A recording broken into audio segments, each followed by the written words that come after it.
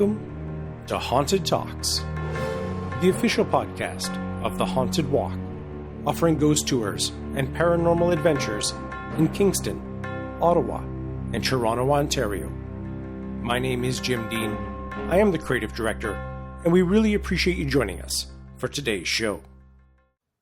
In the episode, we're going to be continuing our summer road trip of visiting some of the best and most interesting ghost tour companies in the world. Today, we're headed to Sharpsburg, Maryland, which is approximately 100 kilometers or 65 miles northwest of Washington, D.C., not too far south from Gettysburg, Pennsylvania. Now, Sharpsburg is a very important historical place, and that's because on September 17th, 1862, during the American Civil War, the Battle of Antietam was fought there. It was the bloodiest day in U.S. history, with a combined total of 22,177 dead, wounded, or missing. Which, as I'm sure you can imagine, makes it a very fascinating place for those of us who love dark history and, of course, ghost stories. And in just a few moments, we'll be speaking to the owner of Sharpsburg Civil War Ghost Tours. But before we get to that, it is the summer, it is the time to get out and do things, go on road trips like we are on these episodes. And I would just like to remind you, if you are living or visiting Kingston, Ottawa, or Toronto, we would absolutely love to have you out and host you for a tour. We have a tremendous group of tour guides who are eager to share some incredible stories with you. And don't forget, as a regular listener to Haunted Talks, you are entitled to a 15% discount on all tickets purchased through our website at hauntedwalk.com. And you can find all the tour information there, as we do have several experiences in each city. Also, something I don't think I've shared before is that before becoming a tour guide with the Haunted Walk many years ago, my background was in film. So I always get excited when we get to make some video projects or video promos. And that's what we have recently done for our new experience, The Haunting at Black Creek, where we're going to attempt to recreate a ghost investigation that went terribly wrong. So to be sure to follow us on Facebook, Instagram, and Twitter, all three at Haunted Walk. And if you go to any of those, you can find the promo video for The Haunting, and I'd love for you to check it out. And if you have any feedback, of course, we would love to hear it. Please be sure to rate and subscribe to the show wherever you listen to us. And if you know other folks who love great ghost stories, please be sure to share the show with them.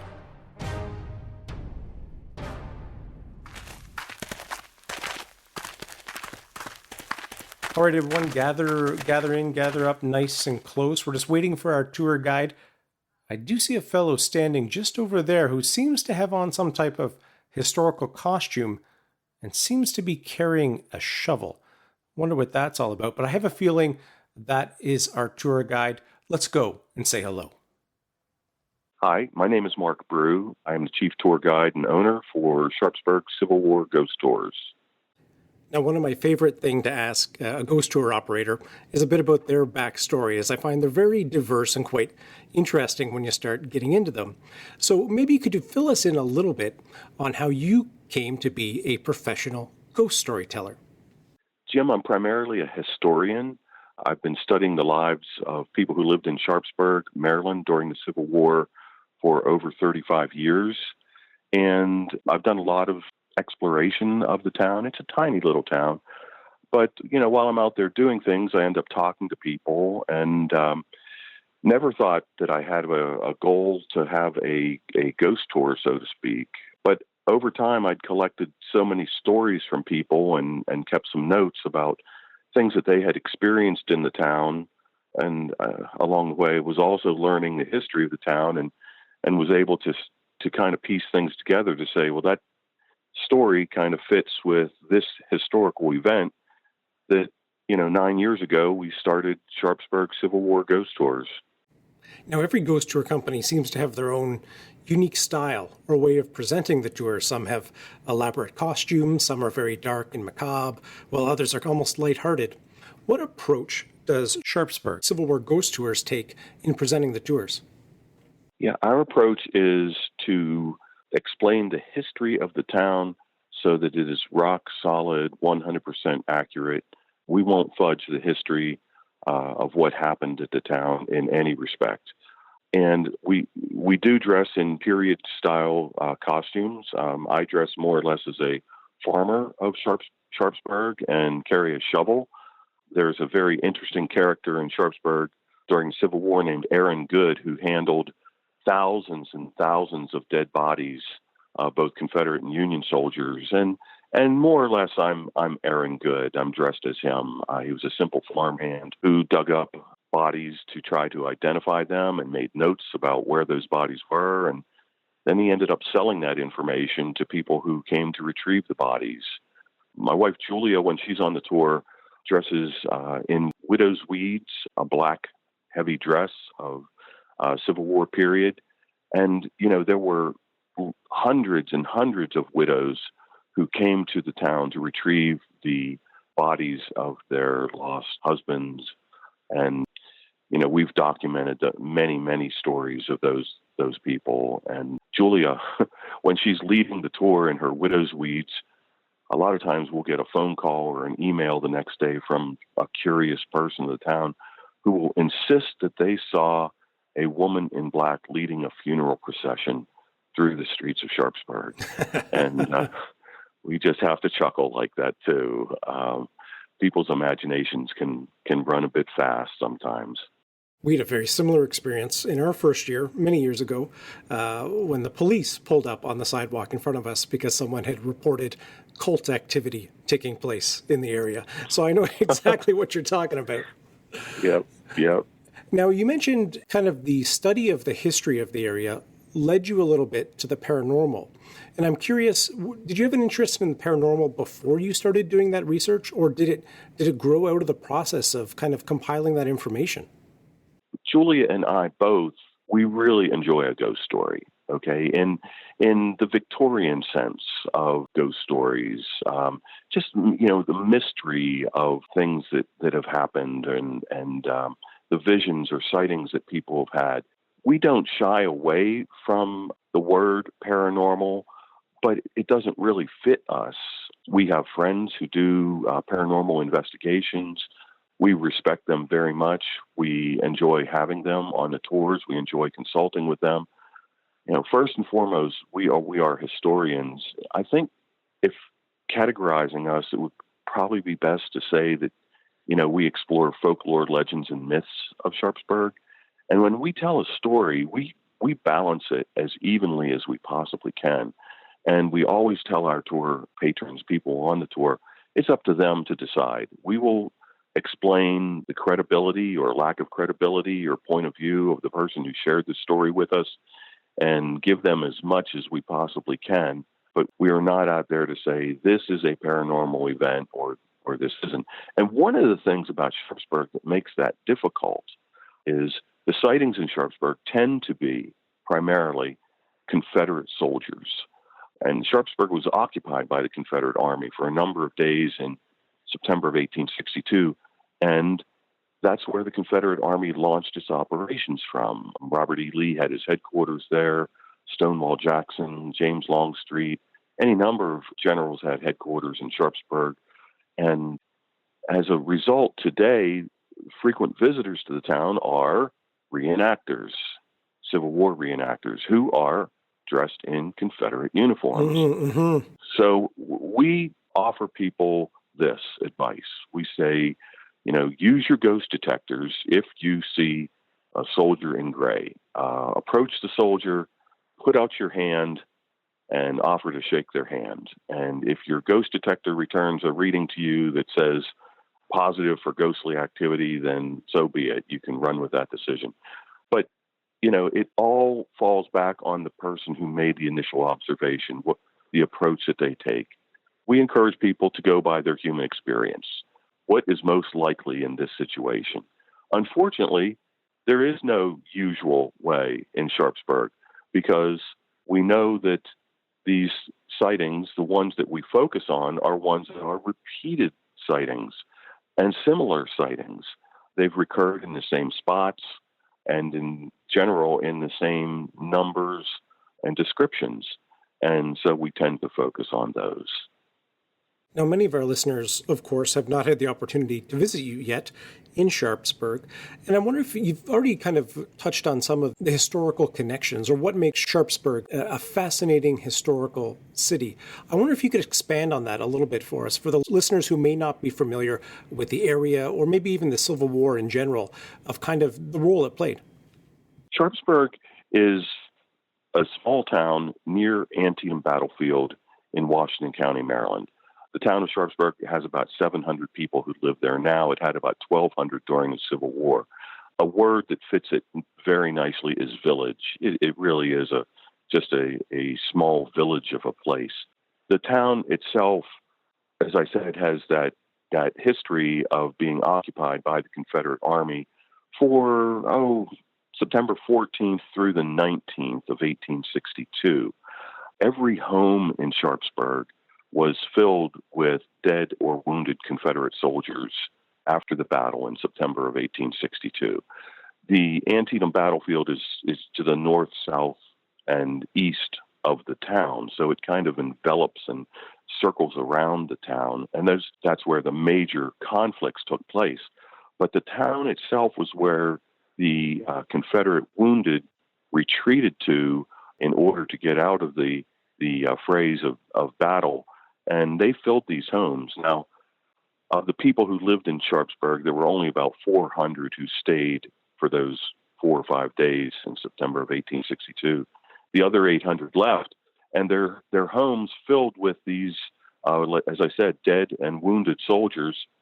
And when they returned about September 19th to their homes and they found their houses filled with dead and wounded Confederates, they had work to do. And there was kind of an equal division of labor, so to speak. Women started scrubbing floors and patching up wounds for the living, while the men of the town gathered wheelbarrows and horse carts, etc., and hauled the dead away to places in the town and buried these dead. I referred to Aaron Good a little bit ago. Aaron Good went to this area of town where there were 3 vacant lots that the townspeople had buried Confederate bodies in. And he identified about 50 bodies over these 3 small town lots. And so the town really was filled with, when you look around Sharpsburg, it's easy just to, close your eyes, use your imagination for a second. And what you see is one huge cemetery. The bodies have all been removed now, we think, almost certainly, 99+%. There's a chance that there may be 1 or 2 here or there. But Sharpsburg is really a place where, the dead prevailed and, were along every city street, every roadway, every alleyway, every backyard, every field for Union soldiers from 1862 to 1867 and for the Confederate soldiers from 1862 to 1874. And Jim, those graves, those soldiers were buried so shallow, the dirt settled around them, and the bodies literally were on top of the ground. This is a time when people didn't pen their horses, they didn't pen their pigs or their cattle, and those animals did what they do. They stumbled into things, they knocked things over, pigs rooted through the ground, and family pets, dogs and cats, often brought home presents to people that they just didn't want.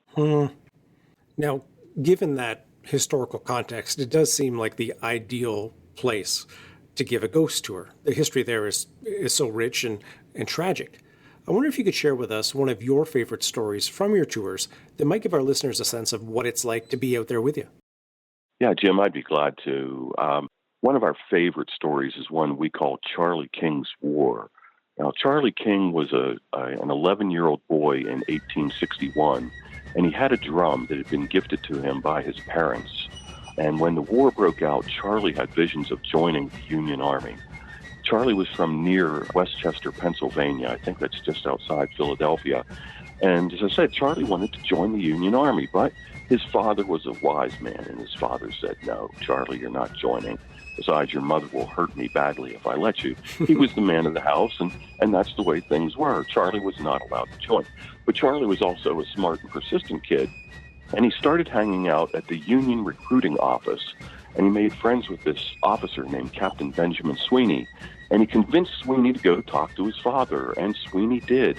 And when he got there, Mr. King told him, "Out you go. We can't have this discussion. There's nothing to talk about." Well, Charlie took it a step further, and he took his drum and he started playing for Captain Sweeney at the recruiting office. And Sweeney would not give up. Sweeney went back and talked to his father one more time.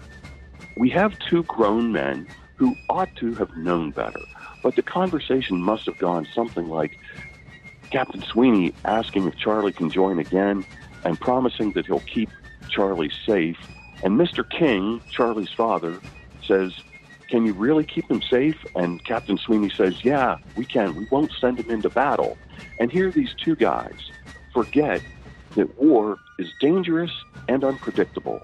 And Charlie is allowed to enlist in the Union Army at age 12. Captain Sweeney reported his name on the enlistment record as Charles E. King, age 18. Now, that's not unusual. We know that happened over and over, but Charlie literally was 12 years old. 1 year later, September of 1862, Charlie ends up on the Antietam battlefield. It's about 2 o'clock in the afternoon. He's in an area of the battlefield where the fighting has been over for nearly 5 hours, the north section of the battlefield. And as his unit, the 49th Pennsylvania, steps into this open field in that north section, this small group of Confederate artillerists look out a half mile away. They see these guys in blue, and they open fire on them. And sure enough, Charlie is struck. Charlie was taken to a field hospital. His wound was very severe, and there was a surgeon there who noted Charlie's youth, and he demanded that a telegram be sent to the King family. And sure enough, the telegram gets to the King family, and it says, "Charlie's been wounded. Please come quickly." Well, they weren't too far away, fortunately, but it did take time for Mr. King to get here. And when he got here, he found the surgeon who'd sent the telegram, and the surgeon told him that they had lost Charlie. And Mr. King said, "My wife would like me very much to bring Charlie's body home." And the surgeon repeated his words, "We have lost Charlie." They had lost little Charlie King's body. He was gone, never to be found. And so Charlie almost certainly is buried in the cemetery, the Antietam National Cemetery, just outside Sharpsburg, Maryland. There are 4,776 soldiers buried in that cemetery. They're all Union soldiers, and 40% of those soldiers are unknown. Now, 7 years ago, at the 150th anniversary of the battle, 3 reenactors from North Carolina had camped on farms just north of Sharpsburg. Literally, you could throw a ball outside the town and onto these farms. It was a warm September day. The mid-Atlantic can be very warm in September, and they had taken a walk out to the Potomac River to get some of the sweat out of their uniforms. It was about a 1.5 mile walk.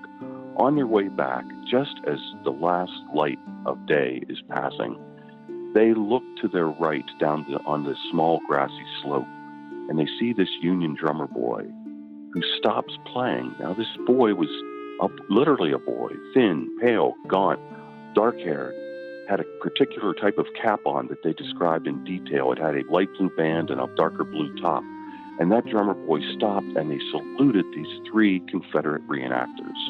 Well, they were impressed, and the spirit of reenactors is that they want to experience the camaraderie and respect and honor of their combatants. They felt very much impressed by the drummer boy's display of respect, and so they formed a line and they started to march away from him, and the drummer boy started to play. And they hadn't gotten too far away when they turned around and looked back, and although they could hear the drums, the drummer boy was gone. And they started to talk about him. Boy, he was awfully young, wasn't he?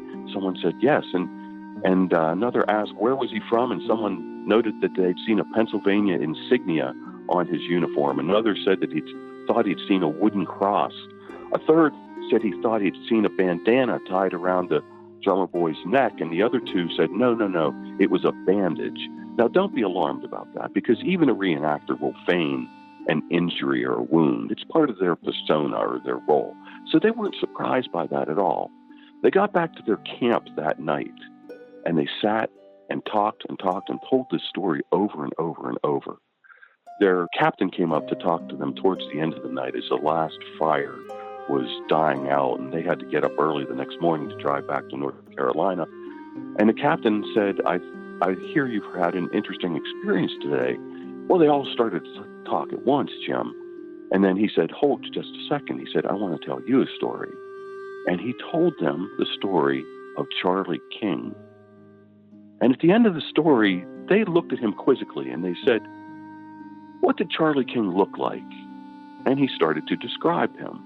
Pale-skinned, dark blue eyes, dark hair, and he wore a particular type of cap that had a light blue band and a solid dark navy blue top to it, and their eyes grew large. And they were astonished because they were sure that the captain was describing the soldier that they had just seen, and yet they didn't quite believe it. And they asked, how do you know? How did you come to determine this? And he said, well, Charlie had his picture taken. Many soldiers did. Charlie did too. Well, it was late that night. They had to pack up the next morning and head out of town, and they did.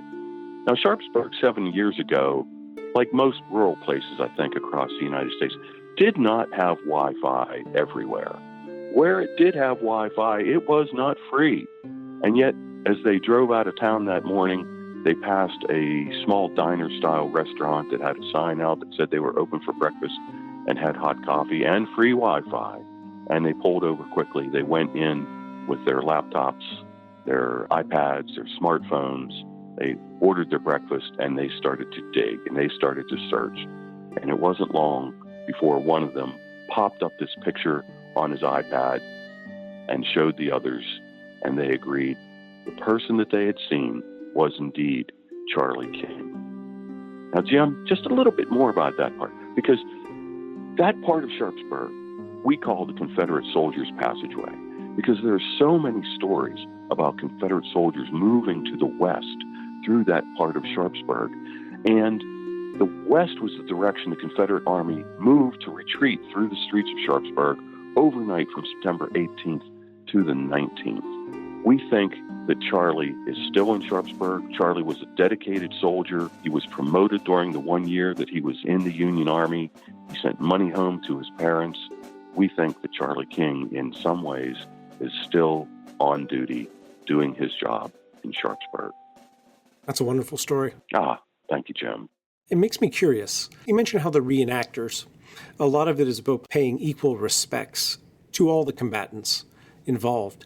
And I'm curious if you sense, or through the stories you have heard, that the restless spirits, if there are, of the soldiers who died there, how they perceive the reenactors. In this case, it sounds very, very positive, and a sign of mutual respect between the young soldier and the reenactors.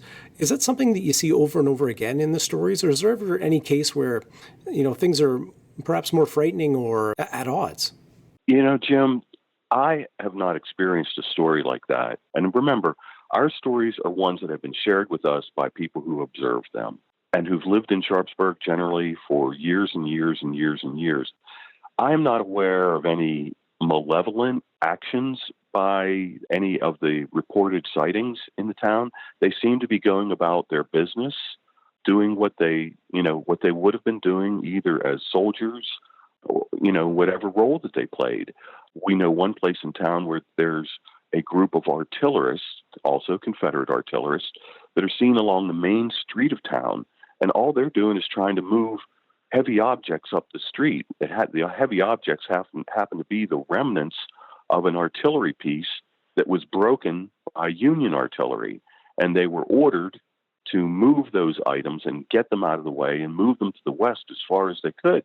And there's what used to be a rather steep hill in town where we know a group of artillerists from South Carolina got stuck on this steep hill. The trick to the story, though, is this, because when you go there to that hill today, the grade looks very slight. It doesn't look steep at all. But the reason it doesn't look steep today is because the grade has changed. There was an elevation point at the square of the town where the town square is now has been raised up about 6 feet from where it was, so that water drains under the square now rather than running into it and settling. So, when we get to that part of the story and we point to this hill and say, and they got stuck on this steep hill, that's where I get looks and scratches on the head from people. And then we have to explain to them the change in the terrain. But no, I think that, by and large, these soldiers, and the stories have been reported to us, are going about what they would have done during the time that they were in Sharpsburg. It's extremely, extremely fascinating. And I know I would absolutely love to come down there and join you for a tour. And I suspect many of our listeners would as well. If people are interested in finding out more about the Sharpsburg Civil War ghost tours, where's the best place for them to go? Best place would be to go to our Facebook page, which is Sharpsburg Civil War Ghost Tours. Very easy to find. We post every week. Right now, our regularly scheduled tours to the public are on Saturdays with some Fridays. During September and October, we'll do probably Friday and Saturdays. But Sharpsburg Civil War Ghost Tours Facebook page is a great place to go. And if not there, then our website is sharpsburgtours.net. All one word, sharpsburgtours.net. Now, Sharpsburg is spelled without an H in it after the G. So it's B-U-R-G without an H on it. Now, listening to the episode, you have a tremendous radio voice, and I understand you're also involved in a Civil War podcast. Yeah, I have a Civil War podcast that desperately needs some attention. It's called Antietam Anthologies, the Aaron Good Chronicles, and occasionally I move forward with that with gigantic research steps. I just had yesterday some information revealed to me that I've been looking for years, and so it's got an introduction in 4 episodes. They're not all that long, anywhere from 20 minutes to 35, 40 minutes, but a major one will be coming probably in the next 3-4 weeks now, and hopefully some real big news with that. And one interesting thing, one thing that drives me on that is Aaron Good, the fellow who dug up so many bodies in Sharpsburg, was at work doing just that when the war was over, and he discovered the remains of a female Union soldier. And we've been really hard-pressed over the past 3 years to try to find out more and more about that, and hopefully we've discovered exactly what it is we need to find and where it is. Civil War research is very difficult to do if you just stick to what's available online. Certainly you can get a good basic understanding of things, but really you need to get into those resources in places like the National Archives and go through their collections in order to get a real deep understanding of small details. And I think just yesterday we finally cracked a major piece that's going to help us move that story forward. Oh, it's very exciting when you make a historical breakthrough like that. And we'll link up to both the tour website as well as to the podcast at hauntedwalk.com/podcasts. So you can follow Mark's exploits there on both sides. And Mark, it's been an absolute pleasure talking about your ghost tours down there. And I really hope to get down there and visit you soon. Jim, I hope you do. Please let me know. And of course, we'll be following your podcast. So I appreciate the opportunity to speak to you today. As someone who loves history, I think it would be absolutely amazing to go on a tour of American Civil War battlefields. Even though I'm Canadian, I think the history in those places is just so rich and deep and profound that it would be a great way to spend the summer. So maybe I'll launch a GoFundMe campaign for that in the near future. And certainly going to see Mark in Sharpsburg will be at the top of my list. Thank you to everyone for joining us for today's show. A special thanks to the Haunted Talks team, including Michelle Dennis, our outstanding audio editor, to Ezra, our summer intern, and Kevin MacLeod at Incompetech.com for the additional music. Information about all our ghost tours and paranormal adventures can be found on our website, which is hauntedwalk.com, and be sure to follow us on Facebook, Instagram, and Twitter, all three of those at Haunted Walk. Also be sure to rate and subscribe to the show wherever you listen to us. Until we meet again, sweet dreams.